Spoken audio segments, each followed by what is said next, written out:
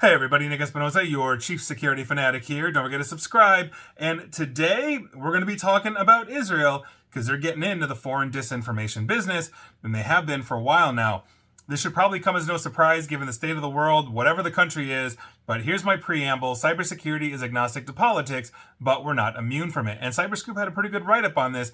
And here's what's going on. Because a coordinated Israeli-backed network of social media accounts pushing anti-government propaganda, including deep fakes and other AI-generated content, basically was hitting Iranians. Basically, they're hitting the country of Iran as a real-world kinetic attack was also going on.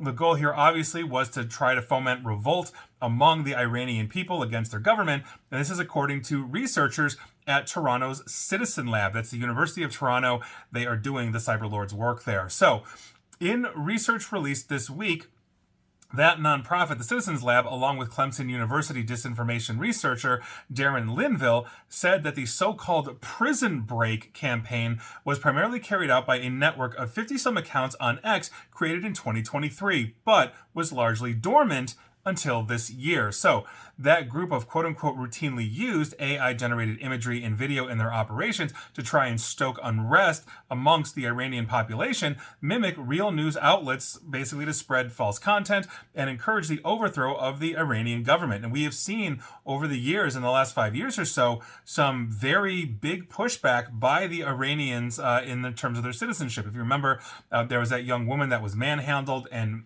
it seemed like hundreds of thousands of students came out from all corners of Iran to protest, against the religious police there and all of that. So Israel trying to drive a wedge into that seems like a logical reinforcement for them if they can continue to encourage the Iranian people. And again, I am not for or against anything here.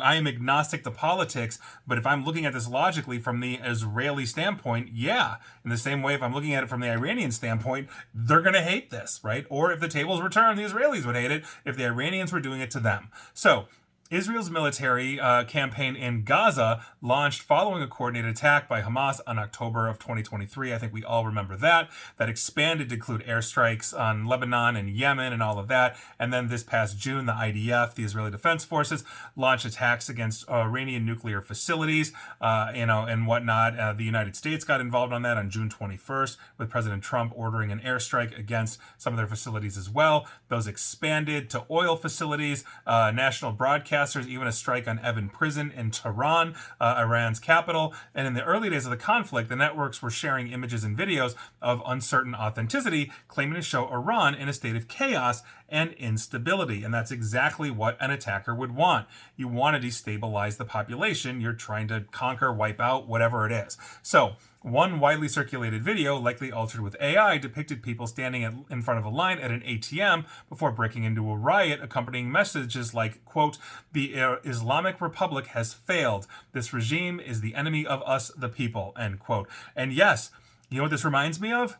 The Russians hitting Ukraine before they invaded Ukraine. They spent weeks trying to destabilize the economy, destabilize the government, strike fear into the people, strike confusion, all of that. And when they finally did invade, thinking, we'd get to Kyiv and conquer it in 3 days, and they didn't, the propaganda came, and it came hard. President Zelensky was dead. He fled. He surrendered. The army was smashed, etc., etc. None of this obviously being true now that we are 1,300 plus days into that war. So this is the new state of reality, where what we are essentially seeing is an online war accompanying an actual kinetic war. And I've talked about the different various types of war that we have: economic warfare, kinetic warfare, cyber warfare, etc., etc.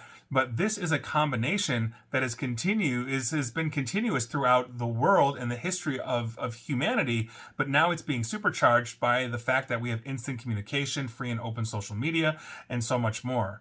I don't think there's an honest or easy answer to this beyond the fact that the Facebooks of the world need to police themselves when they are clearly not. And go see my video/podcast/radio segment entitled "It's Time to Put Mark Zuckerberg in Jail" if you really want some evidence on just how disgusting that is. So we're stuck. And that's the point here, because we are seeing absolute disinformation just hitting the United States. It's hitting Iran, whoever's creating it, whether it's Israel, the United States, Russia, China, take your pick. It's bad for humanity. It's bad for society. We are basically being amped up. The fact checkers are getting overwhelmed, or they're not being noticed. And for every one person that probably reads an actual fact and thinks twice, 1,000 people aren't. I'm guessing on that number, but it seems right, doesn't it? So here we are. We just have to live with it. I mean, what else are we going to do? I don't know. And please like, share, follow me here on Facebook and Twitter at NickAESP, and subscribe to me at YouTube as well, where I'm going to always try to be factual and honest and direct, even if it sucks. And as always, stay safe, stay online, and please attempt to stay informed and in private. Take care.